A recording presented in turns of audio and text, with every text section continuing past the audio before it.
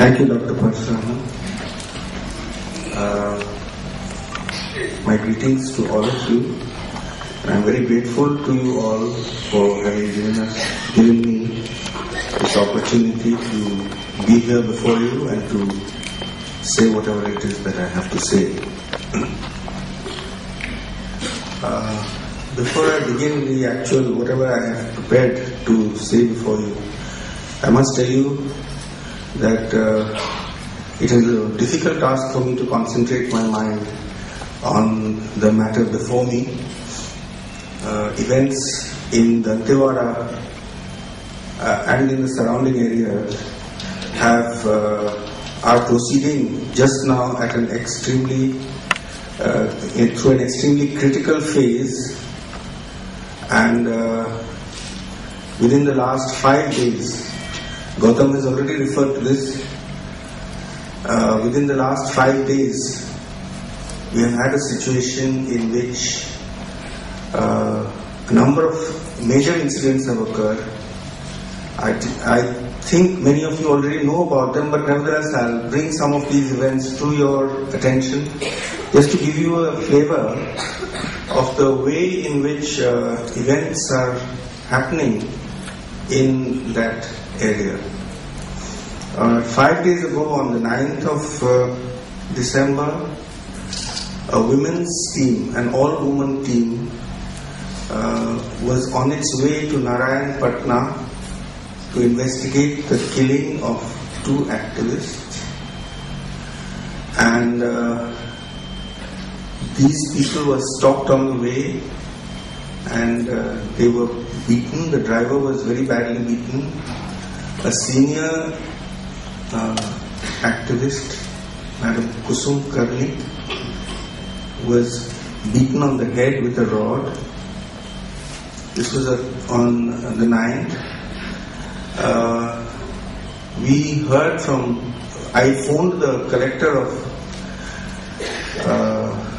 the district, and he told me that the car had been found with no passengers in it, which was an alarming development.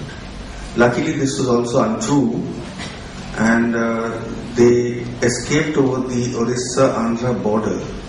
They were attacked by Salva-Judum-like elements. This has now become an interesting and a standard tactic to limit, to stop all democratic activity in these areas. So they were beaten up. They escaped over the Orissa-Andhra border, and finally they were safe.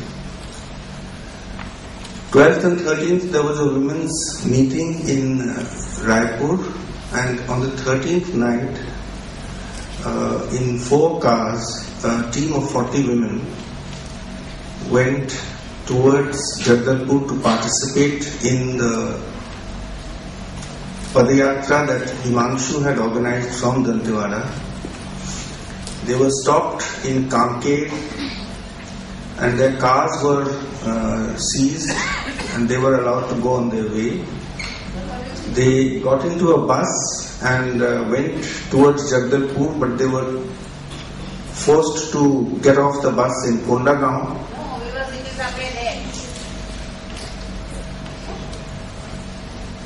They were forced to get off the bus at Kondagaon, and the bus drivers were told, bus operators were told that they would not be allowed, that the bus would not move with these women on board. So the ladies who were participating in this team, they were stuck in Kondagaon, and finally they were not able to reach Jagdalpur. This is my information, and they have gone back. I don't know what the situation regarding the Padayatra in Dantewada is at the moment, but Himanshu, who is organizing the Padayatra in Dantewada, is practically in house arrest. The place where he lives, the police have parked 5 armed policemen outside his door, and according to him, he is practically under house arrest. So now we are awaiting further developments and further decisions with regard to the proposed Padayatra in Dantewada.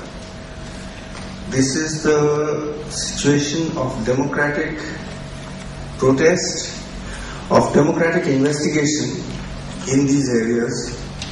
We have faced similar situations before as part of our work in human rights.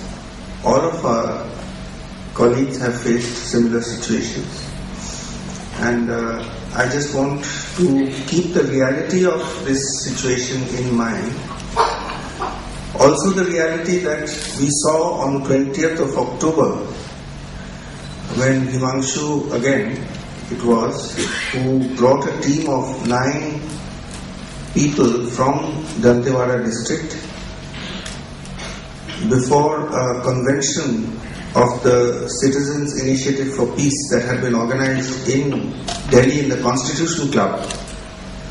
One of the people who came was a woman who had been shot in the thigh while she was filling water at the tube well in the village.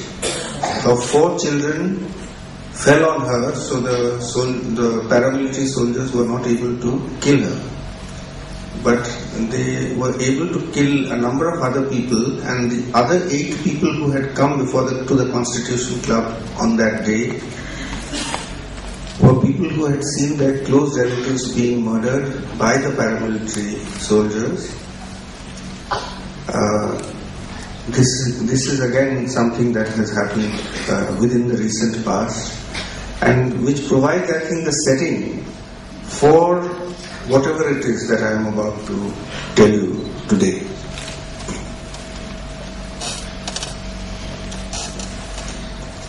I want to start with a kind of a quotation from a German pathologist, a very eminent German pathologist called Rudolf Virchow.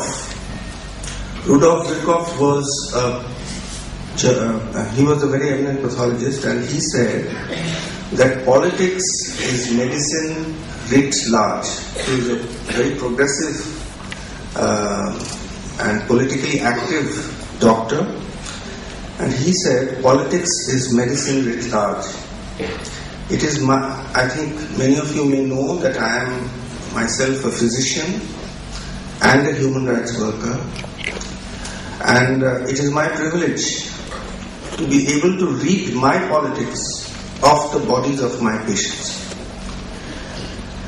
And I want to tell you about a famine that exists in India today, some of the evidence for that famine, which most of us are not aware of. There are so many figures about the proportion of poverty and less than 20 rupees a day and so on, which some of the previous speakers have talked about already. But I want to tell you about a different angle on this matter, which many of you may find interesting, because I don't think it has been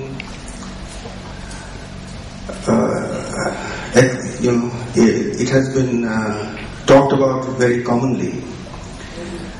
The National Nutrition Monitoring Bureau, there is an organization called the National Nutrition Monitoring Bureau whose work is to continuously monitor the nutritional status of people across the country. It is part of the National Institute of Nutrition that works out of Hyderabad. The National Nutrition Monitoring Bureau's figures show that 33% of our adult population have body mass index below 18.5. Now, what is body mass index? Body mass index is weight in an index that has been derived not very long ago. It's a fairly simple index. I'll try and explain it to you. It provides an objective measure of nutritional status. If you take the weight in kilograms and divide it by the height in meters squared, you get a nutritional index. People who are below 18.5 are regarded